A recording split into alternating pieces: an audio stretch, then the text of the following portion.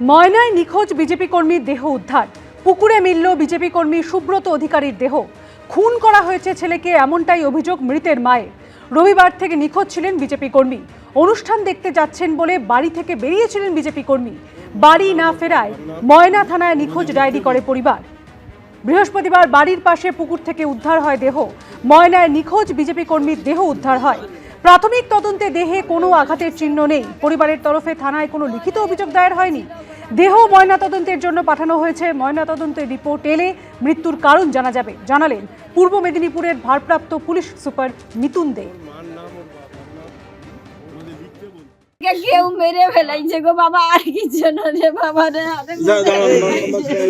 ধৈর্য রাখুন, আরেকজন ছেলে আছে, সবাই শক্ত হয়েছে, গায়ে কিছু নাই। আজ ভোরে ফেলি দিয়েছে রাত্রে।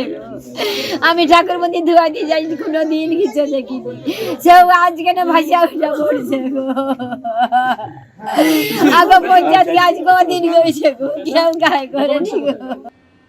রাজ্যে বিধানসভা নির্বাচনের আগে ভোট চুরির অভিযোগ তুললেন অভিষেক বন্দ্যোপাধ্যায়। পাশাপাশি বললেন, কংগ্রেস ভোট চুরি ধরতে পারলে বিহার, দিল্লি, মহারাষ্ট্রে বিজেপি জিততে পারত না।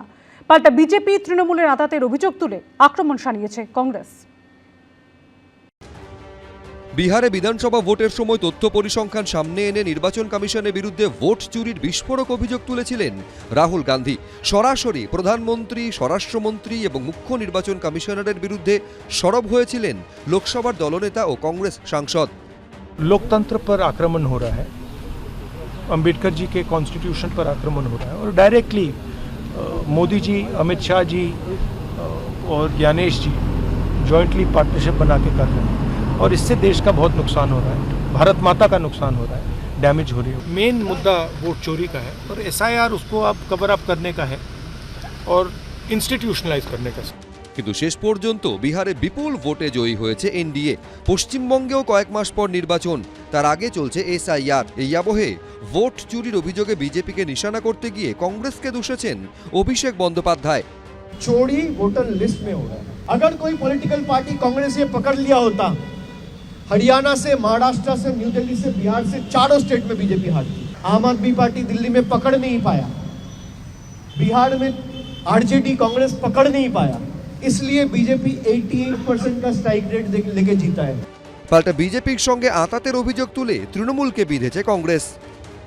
तो ये जो भतीजे है बंगाल के, और राहुल गांधी जी की जो दिखाए हुए राह उसको अपनाते हुए और नकली करने में जुट गए हैं। अभी इस बार भी ECI गए और निकलते ही वो कांग्रेस को गाली देने की उनको याद आई। राहुल गांधी को दिखाए हुए सारे जो मुद्दा थे, सारे जो शिकायत थे, उनको नकली करते हुए वो खुद को कुछ समझने लगे हैं। असलियत में बीजेपी के खिलाफ बात उनकी मुंह से नहीं निकलते। আচ্ছা, অভিষেক বন্দ্যোপাধ্যায় কংগ্রেসকে আক্রমণটা কোথায় করেছেন? কংগ্রেসের ভুলটা ধরিয়ে দেওয়া যাবে না? আর কংগ্রেসের আক্রমণ করার জন্য কংগ্রেসের মধ্যেই তার ওয়ার্কিং কমিটির নেতারাই তো বসে আছে। ওখানে দিগ্বিজয় সিং থেকে শুরু করে ওখানে যা যা খেলা চলছে, তো তার জন্য আবার বাইরে থেকে লোক লাগবে নাকি? আর অভিষেক বন্দ্যোপাধ্যায় কি বলেছেন? বলেছেন এই যে ভোটার লিস্টে কারচুপি মহারাষ্ট্রে করেছে বিজেপি, দিল্লিতে করেছে, হরিয়ানায় করেছে, এগুলো তো তখনই ধরা উচিত ছিল কংগ্রেসের। ধরতে পারেনি বলে বিজেপি স্টেটগুলো জিতেছে। সব মিলিয়ে বিধানসভা নির্বাচনের আগে ভোট চুরির অভিযোগ ঘিরে তপ্ত রাজ্য রাজনীতি। আশাবুল হোসেন, ABP আনন্দ। বিধানসভা ভোটের মুখে দেশের প্রথম বন্দে ভারত স্লিপার ট্রেন পাচ্ছে পশ্চিমবঙ্গ।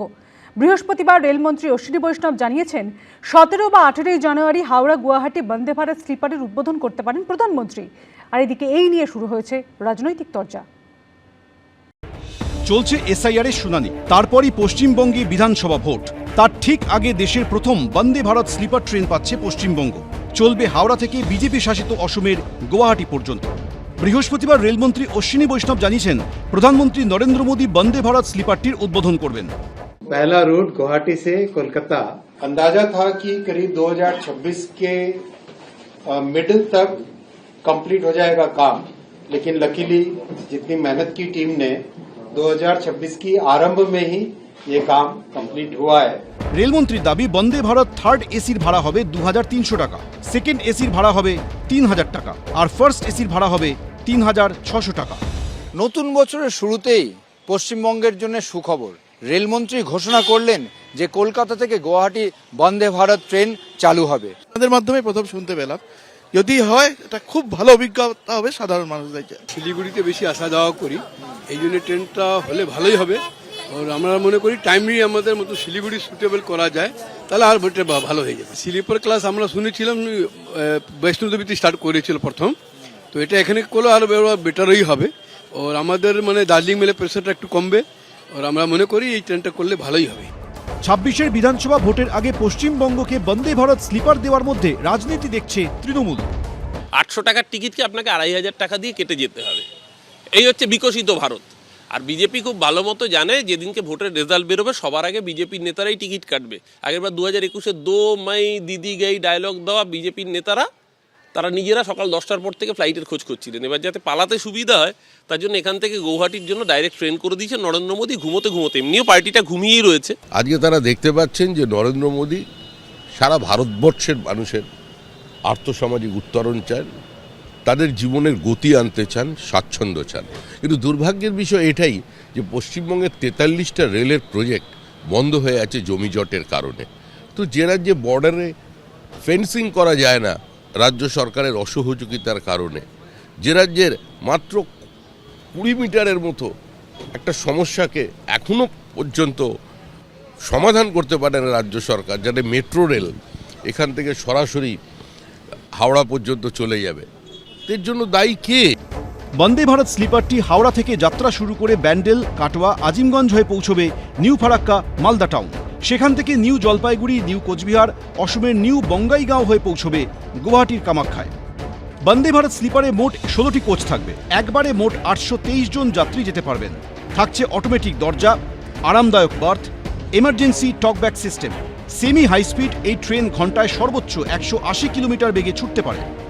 फूड में जो ट्रेन गुवाहाटी से आएगी उसमें एसएमईज फूड होगा और जो ट्रेन कोलकाता से निकलेगी उसमें बंगला फूड होगा।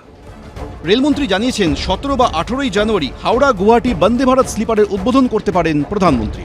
ঝিলম করঞ্জাই, অরিত্রী ভট্টাচার্য, আশাবুল হোসেন, এবিপি আনন্দ। এবিপি আনন্দ, এগিয়ে থাকে, এগিয়ে রাখে।